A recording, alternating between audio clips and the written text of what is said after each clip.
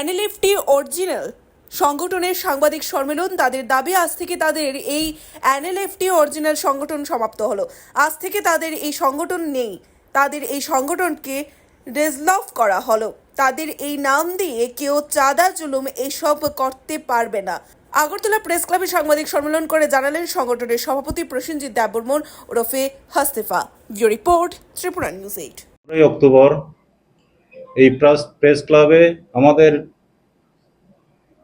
NLFT national liberation front of Tripura original গ্রুপের পক্ষ থেকে আমরা আপনাদের প্রেস মিডিয়ার মাধ্যমে আমাদের যে অর্গানাইজেশন দীর্ঘদিন ধরে যে অ্যাক্টিভিটিস ছিল, এই অ্যাক্টিভিটিসটা আজকে আমরা সমাপ্ত করলাম। ইলিগেল বা চাঁদাবাজি, জোর-জুলুম আমাদের গ্রুপ থেকে আর করা হবে না। যদি কেউ এই আমাদের অর্গানাইজেশন নামে কালেকশন বা কোনো সন্ত্রাস কইরা থাকে, সেটা আমাদের দায়িত্ব নেই। ওনারা নিজেই দায়িত্ব নেবেন, ওনারাই সব কিছু পানিশমেন্ট হবে। তো এটাই আপনাদেরকে আমি বলতে চাই। এনএলএফটি জন্ম হয়েছে আপনার 1989 2000 সালে দুইটি ভাগে বিভক্ত হয়ে যায়। এই বিভক্ত একটি পার্ট হয়েছে আপনার যোগেন্দ্র দেববর্মা, নয়নবাসী জমাতিয়া এবং অন্যান্য আর নেতৃবৃন্দ ছিলেন। আমি নিজে ব্যক্তিগত 2005 মিস্টার নয়নবাসী জমাতিয়া এনএলএফটির প্রেসিডেন্ট, উনি আমাকে কথাবার্তার জন্য আমাকে ইনভাইট করেছিলেন। ইনভাইটের জন্য যখন আমি গেলাম ওনার সঙ্গে কথা বলতে, তখন উনি বললেন, স্যার আপনি আমাদেরকে সাহায্য করতে হবে, আপনি থাকতে হবে। তখন থেকে 2005 থেকে আমার অ্যাক্টিভিটি ছিল তখন জেনারেল সেক্রেটারি হিসেবে। জেনারেল সেক্রেটারি হওয়ার পরে উনি বাংলাদেশে অ্যারেস্ট হওয়ার পর এই দায়িত্বগুলো ফুলফিল ভেবে আমাদের executive committee, high power committee আমার হাতে তুলে দেওয়া হয়। তুলে দেওয়ার পরে এই অর্গানাইজেশনটা আমি সবকিছু অল ইন অল ভাবে সুপ্রিম হিসাবে আমাদের যে অর্গানাইজেশন যে চালু হয়, তখন থেকে আমরা যে চিন্তা ভাবনা করে আমাদের যে দাবি দেওয়া, আমাদের যে ডিমান্ড ইন্ডিয়া গভর্নমেন্টের কাছে, সেই দাবিটা নিয়ে আমরা ইন্ডিয়া গভর্নমেন্টের কাছে সেই চিঠিটা লিখলাম। চিঠিটি লেখার পরে প্রথম যে চিঠিটা ছিল সেটা একটু পেন্ডিংয়ে ছিল। সেকেন্ড চিঠিটা লেটার যখন গিয়েছে, ওই লেটারটা রিপ্লাই মানে উপরে সেন্ট্রাল গভর্নমেন্টরা ইনিশিয়েটিভ নেওয়া হয়েছে যে এটা স্টপ করার উচিত।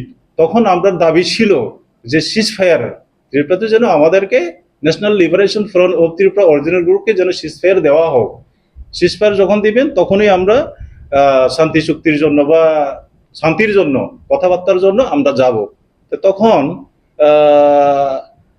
একটু মাঝখানে গ্যাপ হয়ে গেল, সেন্ট্রাল গভর্নমেন্ট থেকে একটু ডিলে হয়ে গেল। ডিলে হওয়ার পরে আমার যে বন্ধু, যে আমরা একসাথে ছিলাম বাংলাদেশে, ডিএসডি আসামের এনসি হিলের chairman, DSD chairman mister Dilip Nunisa, Dimahalam Daoga যে গ্রুপ অর্গানাইজেশন একসাথে ছিলাম, এবং কুকিরও একটা গ্রুপ ছিল। তিনটা গ্রুপে একসঙ্গে আমরা একসাথে ছিলাম। তো তাদের সঙ্গে আমরা আলোচনা করে তখন ওনারা আগেই গিয়েছে যে সিজফায়ার, ওনারা 2014 নাকি ওনারা পিস রেকর্ড হয়ে গেছে সেন্ট্রাল গভর্নমেন্টের সঙ্গে। তাই উনি আমাকে রিকোয়েস্ট করলো, স্যার দেখেন যে শান্তিতে আসলেই ভালো, টেবিল ডায়লগ করে, উইদাউট টেবিল ডায়লগ ছাড়া কোনোভাবে শান্তি আসবেন না। তো এই রিকোয়েস্ট করার পরে আমি চিঠি আবার লিখলাম, যে আমাকে রিকোয়েস্ট করলো চিঠি লেখেন আপনি হোম মিনিস্টার কাছে, union home minister mister Amit শাহর কাছে। তো তখন 2000 ঠিক 18 প্রাইম মিনিস্টারকে লিখলাম। তো আবার যে অ্যাকশন হলো যে 2022 কিন্তু আবার যে আমাদের যে একে মিশ্রা সাহেব আমার সঙ্গে ডাইরেক্ট ওই মিস্টার দিলীপ নুনিসা সঙ্গে কন্ট্যাক্ট ছিল। কন্ট্যাক্ট হওয়ার পরে আমাকে ইনভাইট করলো যে কথাবার্তার জন্য, শান্তি চুক্তির জন্য। তখন আমরা দর কষাকষি হয়েছিল। এই দর কষাকষিতে আমরা আবার টাইম নিল 23-24টা তো এসেই গেল এবার। তো তখন আমরা বললাম আমরা সিজফায়ারই চাই, শান্তি চুক্তি, যে কোনো চুক্তিতে যাব, আমরা যাব না এরম না, তবে আমাদেরকে সিজফায়ার দিতে হবে। তখন বলল অনেকটি গ্রুপ আছে, যদি আপনাকে দেয় তে সবাইকে তো দিতে হবে, এর জন্য একটা সুযোগ দেওয়া হবে, আপনি আসুন, কথা বলুন, কথা বললে সবকিছু আমরাও বুঝতে পারুম আপনি কি চাই। তো তখন ঠিক সঠিকভাবে mister A.K. Mishra, notice adviser minister of home affairs, উনি আমাকে ওয়েলকাম করলো যে ঠিক আছে আপনি আসুন, আমি রেডি করছি, আমাদের অফিসার থেকে আমি রেডি করছি। তখন 2 দিন ডাইরেক্ট ফোনিং কথা, 2 দিনের মধ্যেই উনি রিপ্লাই দিলেন আপনি রেডি হয়ে যান। তখন আমি একা ছিলাম, তখন একাই আমি 3-4 জন যাওয়ার কথা ছিল, তখন ডিস্টেন্স ছিল, আমাদের যে হাই পাওয়ার কমিটির সঙ্গে কমিউনিকেট কাট ছিল ফোনের নেটওয়ার্কের, তখন ওনাদেরকে নিতে পারেনি, একাই গিয়ে আমি এই কথা বললাম যে উনি ভালোভাবে আমাকে যে ওয়েলকাম করে এই শান্তি চুক্তিকে সামনে নিল। সামনে নেওয়ার পরে আমরা লাগাতার 16 এপ্রিল থেকে আবার স্টার্ট হলো যে আমাদের পিস টক নেগোসিয়েট হইতে হইতে ওই কত আপনার 4 তারিখে এই পিস এগারোটার ফাইনালাইজ হলো আর কি। এই ওনারা মেনে নিল যে ঠিক আছে, এটা ইমপ্লিমেন্ট করা হবে, কমিটির মাধ্যমে করা হবে। সেটার জন্য আমরা আগেই আমরা হাই পাওয়ার কমিটির তরফ থেকে আমরা ডিসিশন নেওয়ার পরে যে মেনে নিলাম যে হ্যাঁ, যদি আমাদের ত্রিপুরার জন্য উন্নয়ন যদি করতে চাই আপনারা, যে আমরা এগ্রি আছি, একটের এগ্রি আছি, এই এগ্রি হওয়ার পরে আপনারা সঠিক যদি ইমপ্লিমেন্ট করেন, তখন আমাদের ত্রিপুরার লোকদের জন্য, ত্রিপুরাবাসীদের জন্য উন্নয়ন হবে। সেটাই বলে তখন আমরা ফাইনাল ওনার সঙ্গে কথা বললাম, 4টি একটে আমি নিজে সাইন করলাম, এবং general secretary Bidyadhar Tripura general secretary, আর হাই পাওয়ার কমিটির member assistant general secretary Molsi Hamriang, এদিকে আছে হাই পাওয়ার কমিটির চঙ্কর দেববর্মা, এদিকে আছে আপনার দঙ্গর দেববর্মা, উনি হাই পাওয়ার কমিটির, আমরা সব হাই পাওয়ার কমিটি। আমার নাম প্রসেনজিৎ দেববর্মা, হাস্টেপা এলাইস হাস্টেপা ভেবে চিনে। তো সেটাই এখন আপনাদের মাধ্যমে আমাদের যে অর্গানাইজেশন আজকে ডিজলভ করলাম, যে এখানে কোনো আর দুষ্কৃতি বা চাঁদা দুর্জুলুম থাকবে না আজকের থেকে, এটাই সমর্থন করলাম আর কি। ওকে, থ্যাংক ইউ। এনএলএফটি অরিজিনাল আর এখন থেকে নেই, ওখান থেকে আর নেই, কোনো চাঁদাবাজি হবে না, যদি কইরা থাকে তো এটা আলাদা, আমাদের কোনো গ্রুপ নেই। স্যার গ্রুপের মধ্যে কতজন ছিল? আমাদের গ্রুপ ছিল 205 জন, এবং মার্টার আছে আপনার কি বলে আপনার 7 জন, যেমন ফাইটিং এ মারা গেছে ওনার ফ্যামিলি সহ আমরা 212 জন। সবাই কি ওই জায়গা থেকে চলে এসেছে? হ্যাঁ, সব চলেছে।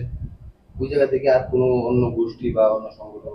এখন তো আমাদের জানা মতে আমাদের গ্রুপ থেকে তো নেই, অন্য গ্রুপ থেকে আছে কিনা সেটা তো উনারাই জানেন।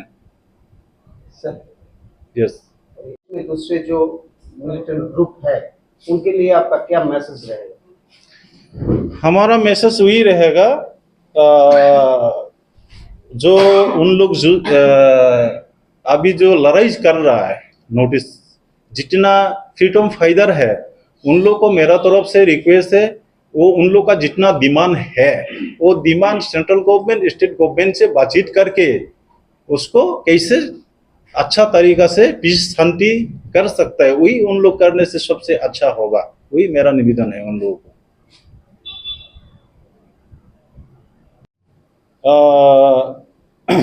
अभी तो कुछ उसका बारे में मैसेज नहीं आया है, मैं अभी तो सभी बिजी है, पूजा वाली चल रहा है ऑल इंडिया में, तो इसीलिए मैंने कांटेक्ट किया नहीं है, उन लोग भी मेरे को कुछ भी बताया नहीं है।